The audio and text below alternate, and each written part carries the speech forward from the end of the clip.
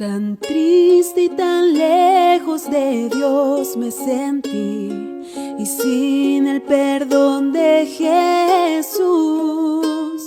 Mas cuando su voz amorosa oí, que dijo: ven a la luz.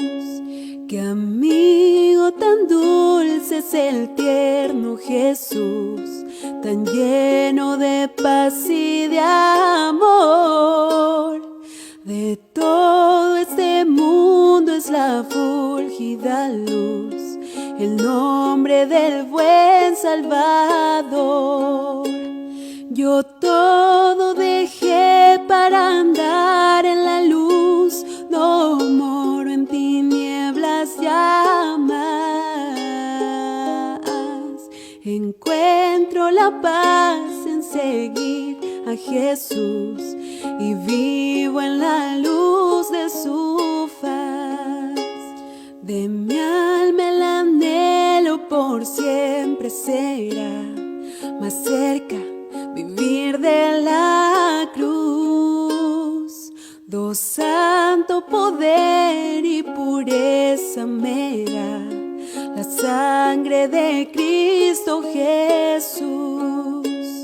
Oh, ven a Jesús, infeliz pecador, no vagues a ciegas ya más. Si ven a Jesús, tú benigno Señor, que en Él salvación hallarás. Yo todo dejé para andar en la luz, no moro en tinieblas ya más. Encuentro la paz en seguir a Jesús y vivo en la luz de su faz. Yo todo dejé para andar en la luz, no moro en tinieblas ya más. Encuentro la paz en seguir a Jesús y vivo en la luz de su faz. Y vivo en la luz de su faz.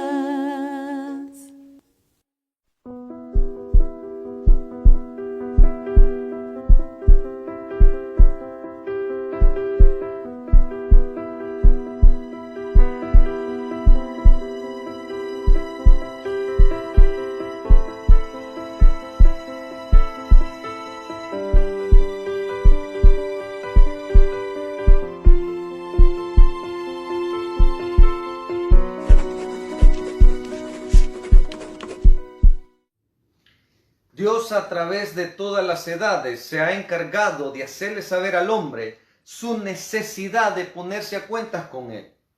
Desde la antigüedad siempre ha estado pidiendo al hombre que corrija su rumbo.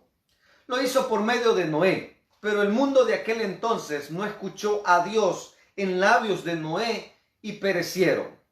Dios siempre ha querido que el hombre corrija su rumbo. La palabra de Dios nos dice que se ha establecido un día en el cual se va a juzgar al mundo con justicia. Es a esto a lo que nosotros le llamamos el día del juicio final.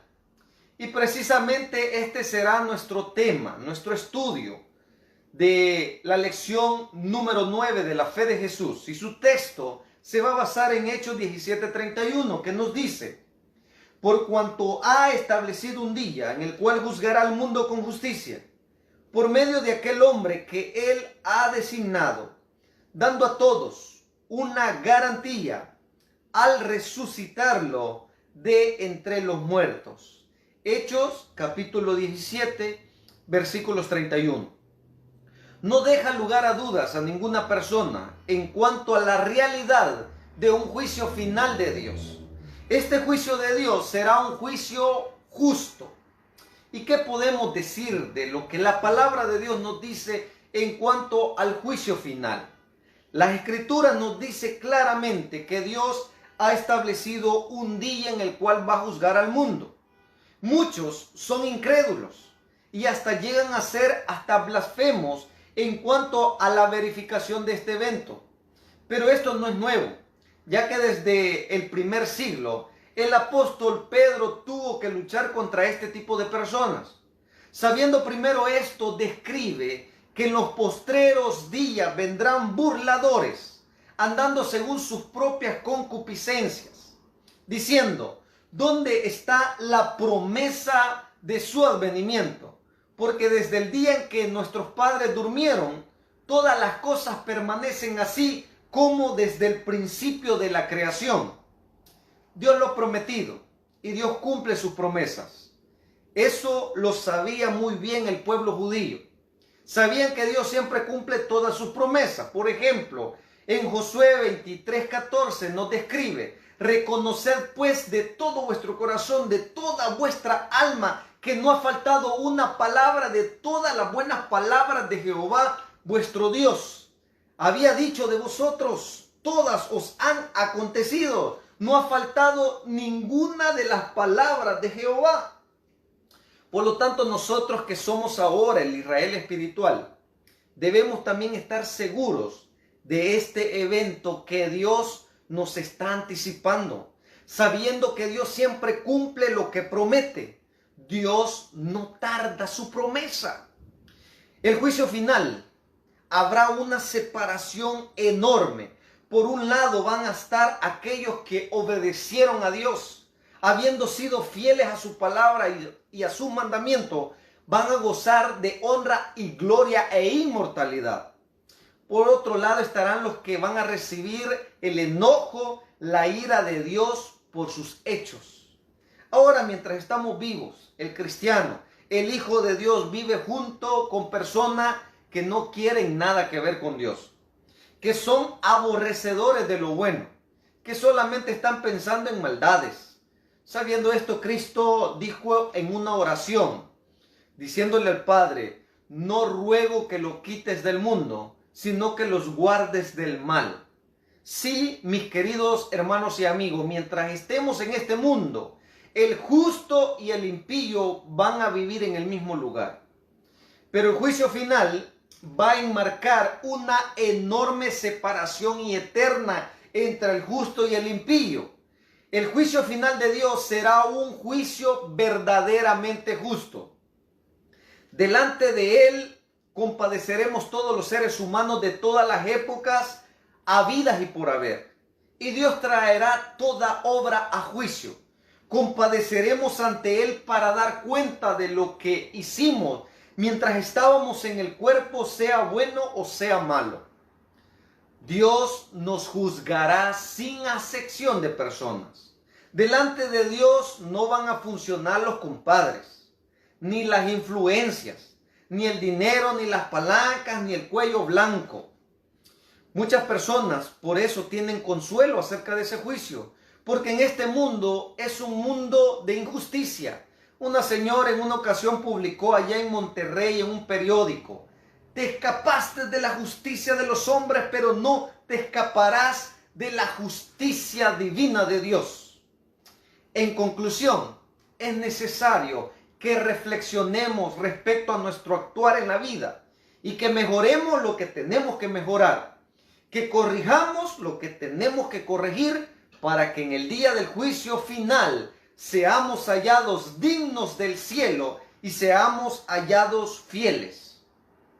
Llegamos a la lección número 9 del curso básico en la fe de Jesús, y es necesario poner a Dios este estudio en oración para que la bendición de Dios, su dirección, esté con nosotros. Que Dios bendiga tu vida. E invito a los hermanos y amigos que compartan este video para que este mensaje llegue a aquellos que Dios está llamando al arrepentimiento. Vamos a orar para que Dios siga derramando su bendición sobre cada uno de nosotros. Oremos, mis apreciados hermanos y amigos. Querido Padre, buen Dios, que su nombre sea alabado, exaltado de siglo en siglo y por la eternidad. Gracias, Padre eterno, porque hemos llegado a la lección número 9. Te suplicamos, Señor, que sea tu Espíritu Santo quien pueda dar dirección a este estudio. Que este mensaje de este estudio llegue a los corazones que necesitan esta palabra para corregir el rumbo de sus vidas. Permite, Padre, que podamos alcanzar el cielo por medio de la obra perfecta de Jesús. Que podamos, oh Dios eterno, tener el privilegio un día de verle cara a cara. Que nosotros, nuestros familiares, amigos, conocidos, puedan conocer el mensaje de salvación y vernos con ellos por una eternidad. Gracias, Dios eterno, por este estudio. En el nombre de Jesús pedimos su bendición. Amén. Muy bien, vamos a estudiar lo que es la lección número 9. Vamos a hablar acerca del juicio. Hemos hecho en la parte introductoria, y lo hemos dicho, que el estudio se basa en Hechos capítulo 17, versículos 31, que nos habla que Dios ha establecido un día en el cual va a juzgar al mundo entero. Recordarle a nuestros amigos que los versículos van a aparecer al costado de la pantalla para que se nos sea fácil llevar la secuencia. Precisamente si en un dado momento vemos el video sin tener una Biblia a la mano, van a aparecer ahí los versículos que posteriormente usted puede corroborar al momento de abrir las Sagradas Escrituras. Así que recuerde que nuestro estudio, la lección número 9, está basado ahora en 3 partes. Primero vamos a ver en sí el juicio, después el juicio en acción, y recordemos que siempre al final de nuestro estudio tenemos lo que es la resolución, lo que debemos de hacer al momento que el estudio ha llegado a nuestras vidas. Así que vamos a dar inicio con la primera pregunta de nuestro estudio.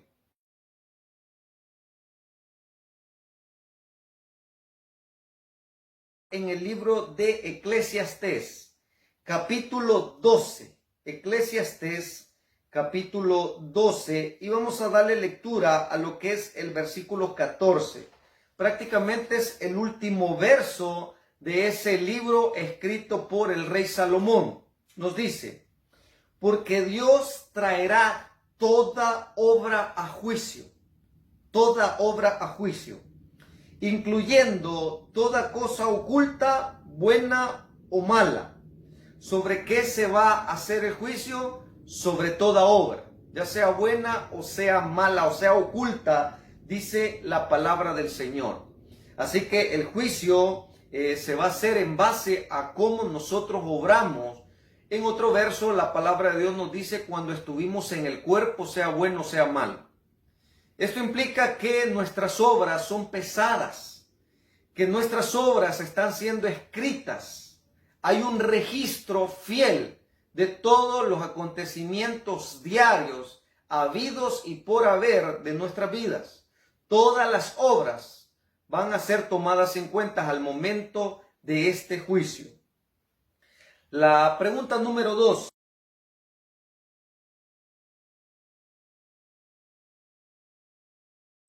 ¿Cuántos van a compadecer ante este juicio? ¿Será que la palabra de Dios excluye algún tipo de personas, alguna raza en específico? ¿O será que la Biblia dice claramente que todos vamos a compadecer ante el juicio divino? Vamos a leerlo en la segunda carta a los Corintios. Segunda carta a los Corintios. Segunda carta a los Corintios, el apóstol Pablo nos va a hablar con respecto a cuántas personas van a compadecer ante el tribunal de Cristo. Dice el verso 10, porque todos, está diciendo todos, debemos compadecer ante el tribunal de Cristo, para que cada uno reciba según lo que haya hecho cuando estuvo en el cuerpo, sea bueno o sea malo. Nuevamente, ya 2 versos nos indican que tiene que ver con obras, lo que hicimos. En este verso nos dice cuando estuvimos en el cuerpo, sea bueno o sea malo, refiriéndose al futuro. ¿Cuántos vamos a compadecer ante el tribunal de Cristo? Dice todos, porque todos debemos de compadecer ante el tribunal. Así que si damos respuesta a la pregunta número 2 de nuestro estudio, ¿cuántos van a compadecer ante el juicio? Dice todos. Aquí incluye cualquier raza, credo, nacionalidad. Todo ser humano que ha vivido en esta tierra va a tener que pasar por el tribunal de Cristo. No hay excepción de personas. Toda persona nacida, crecida, que ha vivido en este planeta Tierra, va a tener que pasar por juicio. Así lo dice la palabra de Dios, porque todos debemos de compadecer ante el tribunal de Cristo. La pregunta número 3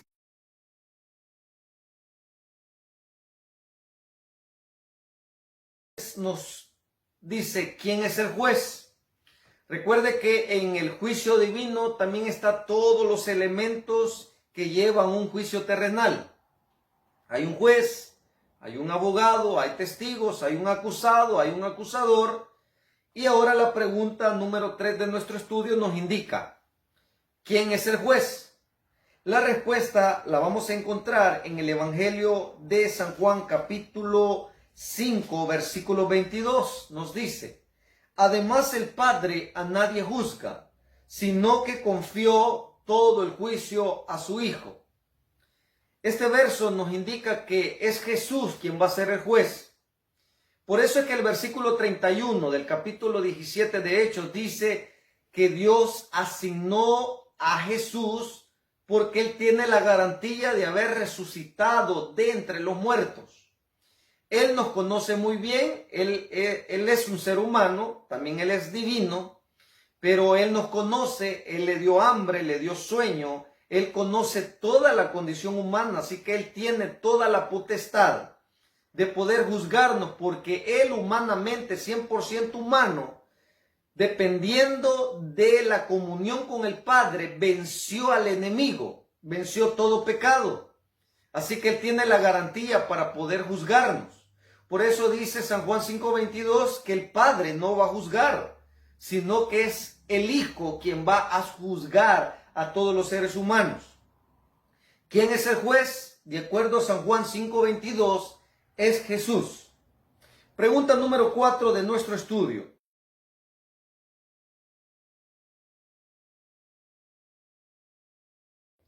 ¿Dónde están registradas nuestras acciones? Si la primera pregunta nos decía sobre qué Dios hará el juicio, es sobre toda obra, buena o mala, inclusive hasta las obras ocultas. ¿Cuántos van a comparecer ante el juicio? Todo mundo. ¿Quién es el juez? Jesús. ¿Y dónde están registradas las acciones, las obras por las cuales vamos a ser juzgados? La respuesta la vamos a encontrar en el libro de Apocalipsis, capítulo 20. El último libro de las Sagradas Escrituras nos va a hablar de una serie de registros. El capítulo 20, versículos 12 nos dice, y vi también a los muertos grandes, pequeños, de pie ante el trono. Está describiendo la escena de ese juicio. Los libros, está hablando en plural, los libros fueron abiertos. Otro libro fue abierto, el libro de la vida. Y los muertos fueron juzgados según las obras. Recuerde que estamos llevando el estudio que nos indica que vamos a ser juzgados según nuestras obras. Eclesiastés capítulo 12, verso 14 nos hablaba que en base a las obras. Y los muertos fueron juzgados según sus obras por las cosas que estaban escritas en los libros. Desde ya este verso nos está indicando que hay registros. Y habla en un sentido plural, los libros. De acuerdo a la palabra de Dios está el libro de las memorias. Eso aparece en Malaquías 3:16, que ahí se describen todas las obras que los justos han realizado en esta tierra. Dios no pasa por alto todas las buenas obras que realizamos en esta tierra. También está el libro de la vida, nos dice el libro de Apocalipsis, donde están escritos todos los que van a ser salvos. Y también nos habla del libro donde están registrados nuestros pecados.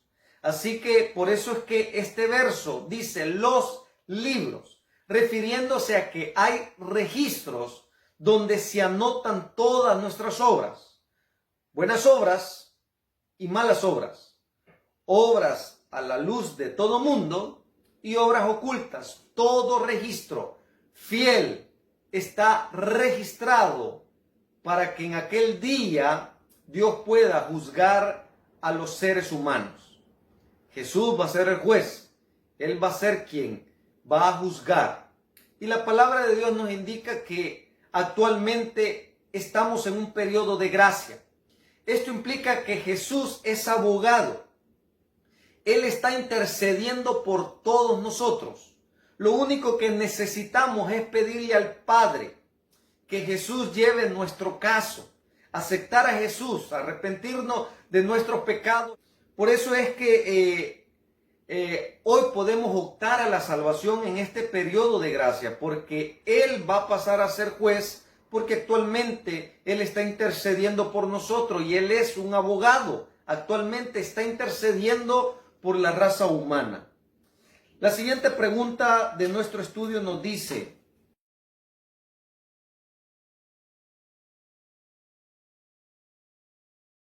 ¿quiénes son los testigos? En Mateo capítulo 18. Mateo capítulo 18 y el versículo 10 nos va a decir quiénes son los testigos. Dice el verso 10: mirad, no menospreciéis a ninguno de estos pequeños, porque os digo que sus ángeles en el cielo ven siempre el rostro de mi Padre Celestial.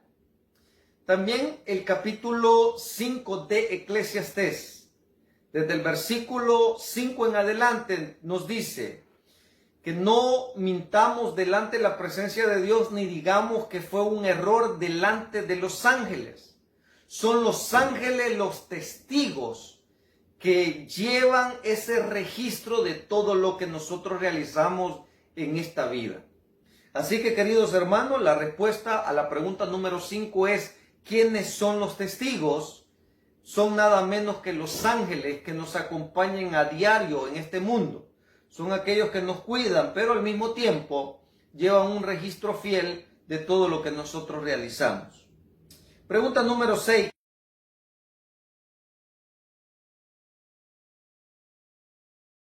¿Quién es el abogado? Si San Juan 5:22 dice que el Padre a nadie juzga, sino que confió todo el juicio a su Hijo, ahora la pregunta sería: ¿quién es entonces nuestro abogado? Nosotros estamos viviendo un periodo de gracia. Él está intercediendo por nosotros. Quiere decir que el abogado es nada menos que Jesús, pero que va a haber un momento donde Él va a pedir las vestiduras de juez y ya el tiempo de gracia ya no va a existir para el ser humano. Por eso es que en el libro de Isaías dice: busca al Señor mientras pueda ser hallado. Ese mientras pueda ser hallado significa que es la oportunidad donde nosotros podemos acceder a esa gracia, acercarnos al trono de la gracia para poder lograr oportuno socorro. Jesús es el abogado y la respuesta lo vamos a encontrar en la primera carta de Juan, capítulo 2.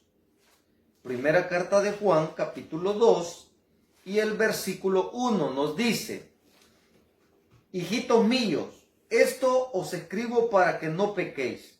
Pero si alguno hubiera cometido pecado, abogado tenemos ante el Padre, a Jesucristo el justo. Así que aquí podemos ver las dos fases de la intervención de Jesús. Por un lado, aparece el periodo de gracia donde Él es nuestro abogado. Actualmente Él es nuestro abogado. Él está llamando para que nosotros podamos acceder a la salvación. Pero San Juan 5:22 dice que va a ser Jesús quien va a ser el juez. Así que ¿quién es el abogado? Es Jesús. ¿Quién va a ser el juez? Es también Jesús. ¿Quiénes son los testigos? Los ángeles. ¿En base a qué va a ser el juicio? En base a nuestras obras. ¿Habrán registros en el cielo? La palabra de Dios dice que hay registros. Los libros fueron abiertos. Ahora la siguiente pregunta es: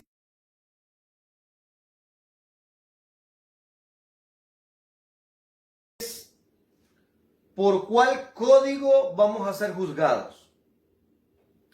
En esta tierra, los seres humanos son juzgados en base a las leyes terrenales.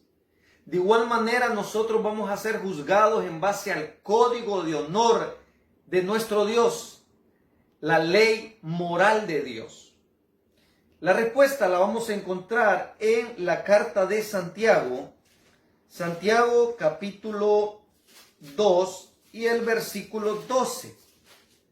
La carta de Santiago capítulo 2, verso 12 nos dice: hablad y obrad como los que habéis de ser juzgados por la ley de la libertad. Hay una ley, y si hay una ley, en base a esa ley vamos a ser juzgados.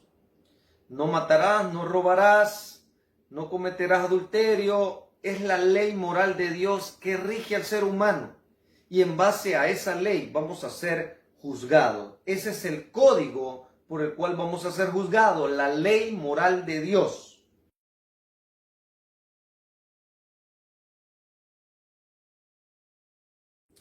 ¿Cuál será la sentencia? Al final de todo el proceso, ¿cuál va a ser la sentencia? En Mateo capítulo 25, nuestro Señor Jesucristo, en el sermón profético por excelencia de Jesús, que consta del capítulo 24 al capítulo 25, el mismo Señor Jesús ahora nos va a dar la respuesta, ¿cuál es la sentencia después de todo este proceso? Capítulo 25, versículos 31, nos dice la palabra de Dios: cuando el Hijo del Hombre venga en su gloria y todos los ángeles con él, entonces se sentará en su trono de gloria. O sea, después, entonces se va a sentar en su trono de gloria. Y serán reunidas ante él todas las naciones. Todas. Y separará los unos de los otros, como el pastor separa las ovejas de sus cabritos. Pondrán las ovejas a su derecha y los cabritos a la izquierda. Entonces el rey dirá a los de su derecha: venid, benditos de mi Padre, heredad el reino preparado para vosotros desde la fundación del mundo. Y ahí nos sigue describiendo: porque tuve hambre y me diste de comer, tuve sed y me diste de beber. Acá está describiendo las obras. Fui forastero y me recibiste, obras buenas. Estuve desnudo, me cubriste, enfermo y me visitaste, estuve en la cárcel y viniste a mí. Entonces los justos van a responder: Señor, cuando te vimos hambriento, te sustentamos, o sediento y te dimos de beber. Cuando te vimos forastero y te recibimos, desnudo y te cubrimos. Verso 39. Cuando te vimos enfermo en la cárcel y fuimos a verte. El rey les va a decir: os aseguro que cuando hiciste a uno de estos mis hermanos pequeños, a mí me lo hiciste. Entonces dirá a los de la izquierda: apartaos de mí, malditos, al fuego eterno, preparado para el diablo y sus ángeles. Porque tuve hambre y no me diste de comer, tuve sed y no me diste de beber. Fui forastero y no me recibiste, desnudo y no me cubriste, enfermo y en la cárcel no me visitaste. Ellos también respondieron: Señor, cuando te vimos hambriento, sediento, forastero, desnudo, enfermo en la cárcel y no te servimos. Él responderá: os aseguro que al hacerlo a uno de estos más pequeños, dejaste de hacerlo a mí. Y estos irán al castigo eterno, y los justos a la vida eterna. Así que, queridos hermanos y amigos, la sentencia va a ser o muerte eterna o vida eterna, según cómo nosotros obramos, como decía el verso anterior, cuando estuvimos en el cuerpo, sea bueno o sea malo. Así que en base a las obras vamos a ser juzgados y la sentencia va a ser o muerte eterna o vida eterna. Y hemos llegado al final de nuestro estudio, que sería la resolución o lo que nosotros debemos de hacer. Número 1, debemos de creer y obedecer a Jesús, porque Jesús actualmente es nuestro abogado. Él está intercediendo en favor de nosotros. Acudamos ahorita que hay tiempo. Las señales nos están indicando que el tiempo ya no da más. Dios está llamando. el último llamado de amonestación al mundo, para que en el proceso del juicio el ser humano pueda alcanzar la salvación, la vida eterna. Pero muchos no hacen caso al llamado de amonestación de Dios. Dios está llamando para que todos puedan alcanzar la salvación, pero no todos quieren. Nosotros estamos obligados voluntariamente también a poder presentar esta clase de mensajes para que llegue a todas las personas. Digo obligado porque Dios nos ha dado un mandato de predicar el Evangelio. Y digo que lo hacemos de buena manera porque le estamos sirviendo al Señor Todopoderoso. Este mensaje tarde o temprano va a llegar a tu vida. Tú solo vas a tomar la decisión de rechazarlo o recibirlo. Una de dos. La palabra de Dios dice que Jesús dijo: los que no están conmigo, contra mí están. Los que no juntan conmigo, desparraman. No podemos quedarnos término medio. No podemos ser neutrales. O tomamos la decisión por la salvación, o estamos conscientes de que no queremos la salvación. Querido hermano y amigo, estamos haciendo este llamado solemne. Y este es un mensaje muy importante, porque de acuerdo a nuestras obras vamos a ser juzgados. Y si nosotros pusiéramos en balanzas, estamos seguros que la balanza se inclina a las cosas malas que los seres humanos hemos hecho. Por eso es que Jesús es nuestro abogado. Él está invitando a que podamos acceder a que Él lleve nuestro caso. Busquémoslo antes que sea demasiado tarde. Lleguemos a Él para que sea Él nuestro abogado, porque Él va a llegar a ser el juez y es allí donde se va a dar la sentencia. No va a ser nada fácil cuando se esté dando la sentencia, donde los seres humanos impíos que se pierdan van a recibir el fuego eterno de Dios. Y ese es un tema muy importante que debemos de conocer muy bien. Si Dios lo permite, más adelante podamos estudiar acerca del tema del fuego eterno. Así que nuestra siguiente resolución sería temer a Dios y guardar sus mandamientos. Ya que de acuerdo a los mandamientos vamos a ser juzgados, decía Santiago, capítulo 2, verso 12.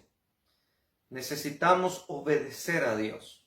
Necesitamos ver su santa ley, la ley moral que dirige al ser humano. Para poder corregir nuestra vida es necesario estar guiado bajo la tutela de la ley. Así que la resolución es aceptar a Jesús como nuestro abogado y debemos de desear respetar los mandamientos para que en aquel gran día podamos tener el privilegio de vivir por la eternidad. Mi querido, amado hermano y amigo, que Dios derrame abundantes bendiciones sobre tu vida. Y que este mensaje, por muy sencillo que sea, no caiga en una bolsa rota, sino que llegue a tu vida. Sácale el mejor extracto a este mensaje. Estúdialo de nuevo, repásalo, porque es ahí un tema de vital importancia para nuestra vida eterna. Reflexionemos en nuestra vida. Acudamos a Jesús, que Él murió con sus brazos abiertos para alcanzar al ser humano. Él está siendo abogado para que nuestros casos puedan ser tomados en cuenta y que podamos estar ante la presencia de los santos ángeles, que serán los testigos, ante millares de personas que van a asistir ante el tribunal cuando se abran los registros. En aquel gran día podamos decir: gracias, oh Dios eterno, porque tú me libraste de mis pecados y ahora tengo la oportunidad de vivir por la eternidad. Que Dios te bendiga. Bendiciones.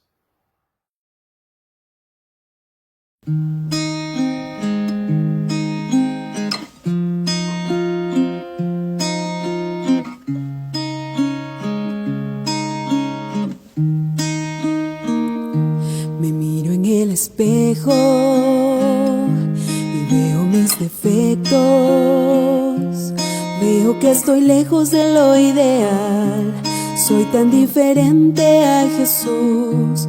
Yo llevo mis cargas, llevo mis dolores y mis cicatrices muestran bien cuánto me herí, lastimé, y Dios con su amor me levantó, con amor me acogió y de besos me cubrió.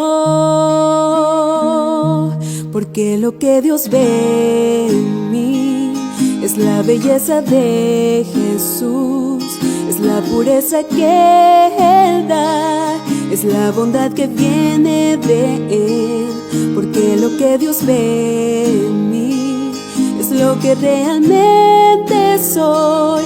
Porque en cruenta cruz probó que pertenezco a aquel que con sangre pagó.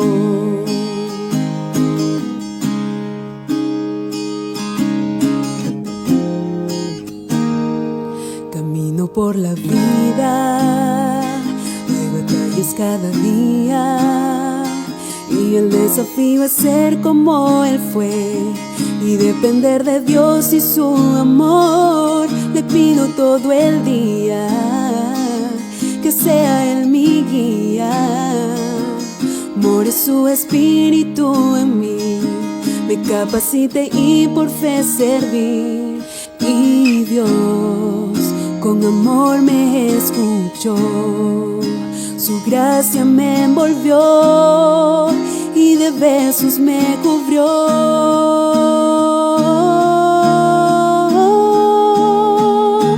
Porque lo que Dios ve en mí es la belleza de Jesús, es la pureza que Él da, es la bondad que viene de Él.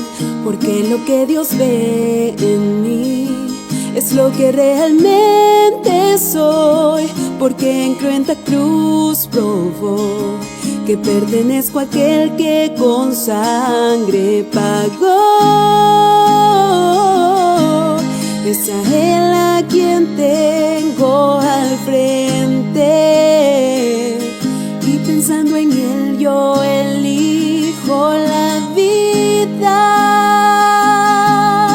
Pues Dios va conmigo, pues Dios va conmigo.